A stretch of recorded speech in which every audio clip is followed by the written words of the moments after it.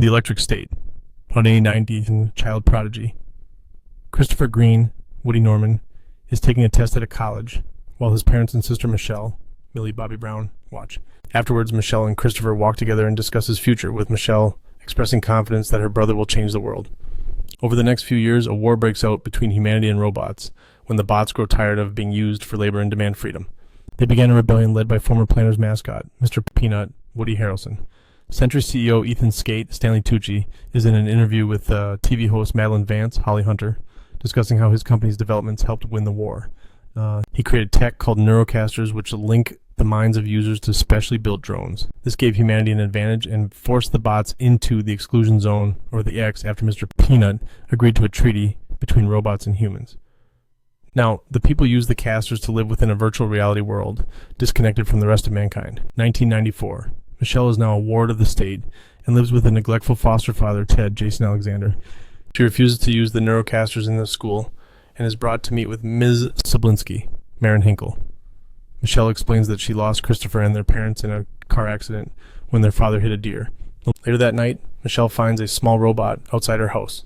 It is called Cosmo, Alan Tudyk, modeled after the protagonist of Christopher's favorite cartoon, Kid Cosmo. Cosmo convinces Michelle that he was built and controlled by Christopher, who is still alive. Ted catches wind of Cosmo being there, so Michelle and Cosmo are forced to flee in Ted's car before he can contact the police. Michelle and Cosmo stop at a rest area where he tries to communicate with her. He mostly speaks in catchphrases that he wants to break into the X and to find Dr. Clark Amherst, Ke Huy Quan, the doctor that told Michelle that Christopher and their parents were dead, as he knows where Christopher's body is located. Inside the trunk of Ted's car, Michelle finds several boxes with an address for a good warehouse new to in New Mexico, as most of the stuff from there comes from the X. The duo drive to New Mexico and find a truck with the New 2 logo. They spot a former soldier named Keats, Chris Pratt, making a deal with a guy named Wolf, Coleman Domingo. When Keats is about to get ripped off, his robot sidekick Herman Anthony Mackie shocks Wolf's drone body. The two drive away, but not before Michelle and Cosmo stow away in the back. They are spotted by former Colonel Marshall Bradbury, Giancarlo Esposito, also known as the Butcher of Schenectady. Keats and Herman drive back to their warehouse, which is stocked with goods from before the war. Michelle and Cosmo are spotted, and the four are soon found by Bradbury, who hates bots and takes pleasure in destroying them.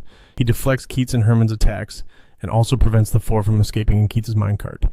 Before Bradbury can destroy Cosmo and Herman, Michelle drives a forklift into Bradbury's drone body, severing his connection and allowing them to get out as the place starts to come down. Keats has no choice but to help Michelle and Cosmo make it to the X, now traveling in a bigger body of Herman's.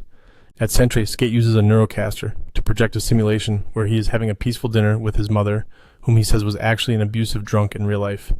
He is approached by two of his scientists to tell him that the company's system is on the fritz because they are using Christopher's mind as a power source and his consciousness has slipped through the firewall. Skate demands that Christopher be found immediately, as the company could be permanently shut down by the weekend. He invites Bradbury into a neurocaster simulation and hires him to give reason to think the robots have broken the treaty. Michelle, Keats, and their bots make it to Tabletop Mountain in the EX, where they are taken to Dr. Amherst's hideout and where they meet a ton of other bots, like Penny the Mail Bot, Jenny Slate, a baseball bot named Pops, Brian Cox, and a magician bot called Perplexo, Hank Azaria.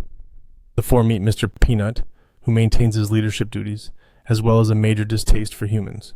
He tells the group that he sent Amherst out of the EX since robots interacting with humans could break the treaty. Penny later gives Michelle and Cosmo a postcard with Amherst's address written on it. The main four are joined by Penny, Pops, and Mr. Peanut to go to Amherst's home. It is overrun by mindless bots called scavs, but Amherst triggers a booby trap against the scavs and brings the rest of the group inside. He sees Cosmo and explains to Michelle how Sentry linked Christopher's consciousness to its main power supply due to how incredibly intelligent he was, but his body is in a vegetative state at the company. Amherst has also made his own bot using his voice, Mr. PC. He uses Mr. PC to show Michelle the test conducted on Christopher to link the neurocasters to the drones. Amherst helped Christopher use his mind to escape Sentry. While Michelle is angry with what he did to her brother, Amherst expresses remorse for his actions. Bradbury arrives, accompanied by Skate's goons with their drones. Mr. Peanut tries to fight Bradbury, but he gets his hat ripped off the top of his head. He's okay. Pops knocks some drones down by firing baseballs at it, but Skate shoots Amherst and takes Cosmo back to Sentry to link back to Christopher. Bradbury expresses disgust over how unnecessary it was for Skate to kill Amherst. Although the bots seem defeated, Michelle resolves to complete her mission and go to Seattle to Sentry's HQ and save Christopher. Mr. PC says he can help, but he tells Michelle that Christopher's mind and Sentry's systems are linked, meaning if one goes down, the other goes down as well. Michelle understands and is joined by Keats and the other bots. The bots begin their assault on Sentry, with Herm occupying a 60-foot tall body to knock down incoming drones. The bots battle the drones while Michelle tries to make her way inside. Bradbury defects to the bots' side after seeing that Skate is less human than they are, so he helps Mr. Peanut go find him inside the building. Meanwhile, Michelle finds the control room and enters the virtual realm to speak to Christopher. He reaffirms what Amherst said and states that his connection to Sentry is symbiotic, so if Michelle wants to shut them down for good, it will mean letting Chris die. Michelle says goodbye to her brother and shuts the machines down, thereby disabling all of the drones and all of Sentry.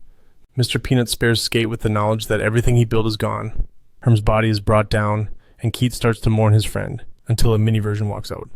In the aftermath, Sentry's system shutdown causes a nationwide blackout and forces everyone to abandon the Neurocasters and return to reality. Skate is arrested, while Michelle makes a video broadcast to tell people how the Neurocasters ruined human connection for everyone, and how it is time to reconnect. Cosmo's body is dropped into a junkyard. However, he is seen rising up to his feet, indicating that perhaps not all of Christopher is gone. Yo, legends of the internet.